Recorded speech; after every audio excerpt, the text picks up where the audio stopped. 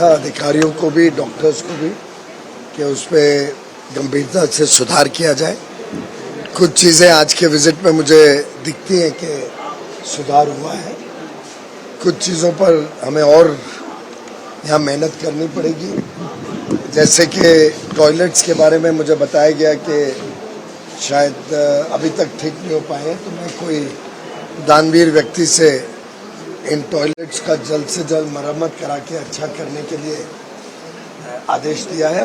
कोई ना कोई अच्छा डोनर मिल जाएगा जिससे हम ये पब्लिक प्राइवेट पार्टनरशिप के रूप में करवा लेंगे। इन्होंने अस्पताल में जो फॉल्स सीलिंग के कारण समस्याएं थी उसको ठीक करने का काम शुरू किया है, जो मैंने अभी देखा। बारिश के समय लोड बढ़ जाने पे यहाँ बेड्स की समस्या रहती है। बाकी कई अस्पताल बंद होने के कारण यहाँ लोड भी ज़्यादा है, तो अब जल्द से जल्द मैं बीएमसी से बात करके भगवती अस्पताल, जिस पे पहले उनकी इच्छा थी कि कोई प्राइवेट को दे दें, और मैंने रुकवाई थी कि प्राइवेट को नहीं दिया जाएगा, वो जनता की सेवा के लिए रहेगा। थोड़े बहुत बेड्स अगर क्रॉस सब्सिडी मॉडल में लगे भी पेमेंट बेसिस पे, पर नो प्रॉफिट नो लॉस पे चले, लोगों की सेवा के लिए अस्पताल बनाया गया है। तो इस बारिश के पहले हम जल्द से जल्द भगवती अस्पताल भी शुरू हो जाए पूरे पैमाने पे, जिससे शताब्दी का लोड मैनेजेबल हो और अच्छी सेवाएं दे सके। हाउसकीपिंग की यह समस्या बार बार रहती थी। 12 दिसंबर को कॉन्ट्रैक्टर का टेंडर खत्म हो जाता है, जो अभी एक कॉन्ट्रैक्टर है। मैंने निर्देश दिया है, बीएमसी कमिश्नर से भी बात की है कि कोई अच्छी पार्टी को दे जो ईमानदारी से यहाँ पे सफाई गंभीरता से देखें। साथ ही साथ अभी मैंने डीएमसी से बात की है कि जो ड्रेनेज सिस्टम यहाँ पे कुछ कमियां हैं, जिसके कारण यहाँ गंदी बदबू भी आती है, पानी भी इकट्ठा हो जाता है, उस पर भी वो इमीडिएटली कार्रवाई करें। ये अभी मैंने निर्देश दिया। मलाड में जनसंवाद की रखी और कई आम नागरिक आपकी बातों को दी और अपनी समस्या को सुलझाए हैं, क्या करना चाहिए? कई सारे विषय मेरे समक्ष आए। मुझे लगता है 60 के करीब लोगों ने अलग अलग मेरे सामने दस्तावेज रखे, अलग अलग अपने विषय को बड़े आग्रहपूर्वक रखा। बहुत ही सौगातपूर्ण तरीके से जनसंवाद हुआ। झोपड़पट्टी के हमारे सभी रहवासियों को जब तक उनके खुद का पक्का मकान बिल्डिंग नहीं बनती है उन्हीं के जगह पर, तब तक उनके सुख सुविधाएं मिले।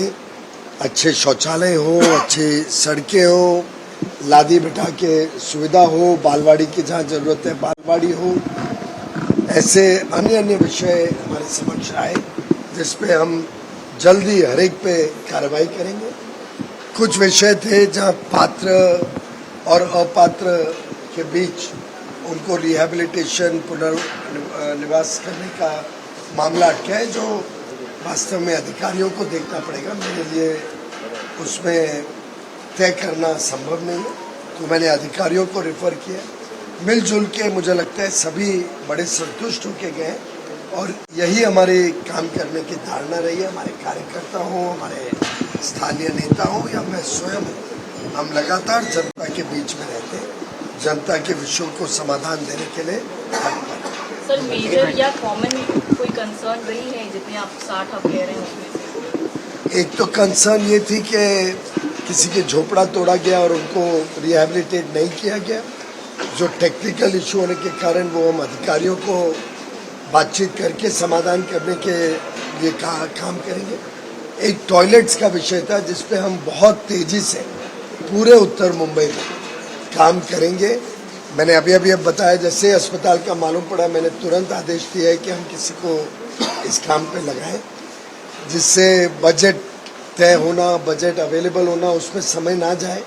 पेशेंट्स के सुविधा का मामला है, तो तुरंत मैंने कहा कि आज की आज हम जल्दी से इसको शुरू करें अगले हफ्ते। इसी प्रकार से अलग अलग क्षेत्र में जो टॉयलेट्स की समस्याएं आई उस पर ज़्यादा हमारा ध्यान है। माननीय प्रधानमंत्री मोदी जी ने भी अपने 11 वर्ष के कार्यकाल में इस विषय पे बहुत गंभीरता दिखाई है, बहुत काम किया है कि स्कूल कॉलेजों में, अस्पतालों में, यहाँ तक कि हर गांव के हर घर तक 12 करोड़ शौचालय बनाकर हमारी बहनों को, बेटियों को, वास्तव में हर एक के लिए इज्जत घर मिले और उनको शर्मिंदगी ना महसूस करनी पड़े, ये हमारी प्रतिबद्धता है।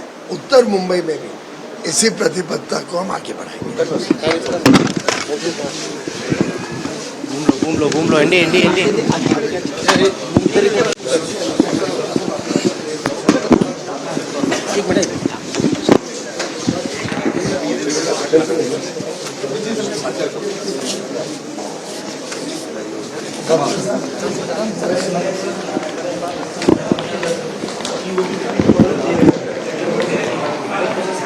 अरे अजय, जितेंद्र शर्मा से बात कर।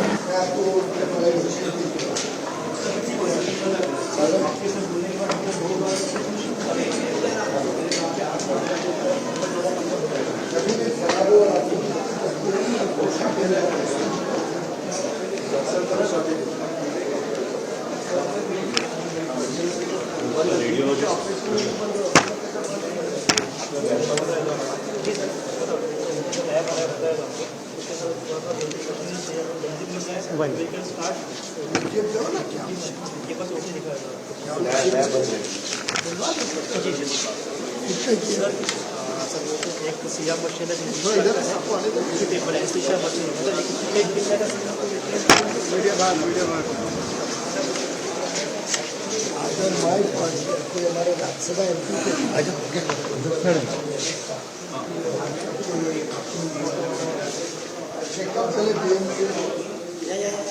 हाँ करने जाऊँगा